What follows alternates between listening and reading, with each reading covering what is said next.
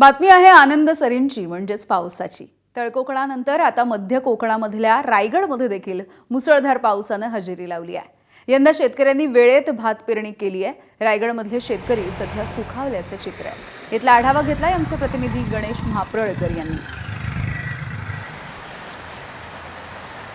रायगड जिल्ह्यात यंदा पाऊस वेळेत दाखल झालाय। काल मृग नक्षत्राला सुरुवात झाली आणि त्यानंतर पावसानं रायगड जिल्ह्यामध्ये आहे ते आगमन केलेलं आहे।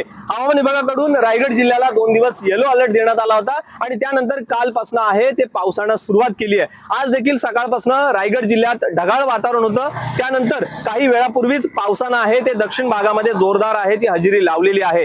एकीकडे आपण बघितलं तर सुक्या ठाक पडलेल्या नद्या आहेत त्या देखील आता वाहू लागलेल्या आहेत आणि त्यामुळे अनेक छोटे ओढे असतील, नद्या असतील, या नद्यांना देखील आता पाणी आलेलं पाहायला मिळतंय। ही मुंबई गोवा महामार्गावरची दृश्य आहेत। आपण बघितलं तर सध्या रायगड जिल्ह्यामध्ये अनेक शेतकऱ्यांनी आहे ती पेरणीची कामं देखील उरकलेली आहेत आणि त्यामुळे वेळेत दाखल झालेल्या या पावसामुळे रायगड जिल्ह्यातला शेतकरी राजा देखील आता सुखावलेला पाहायला मिळतोय।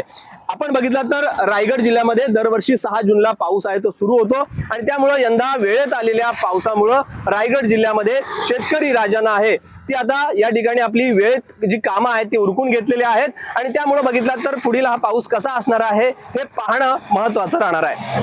गणेश महाप्रळकर, ABP माझा, रायगड।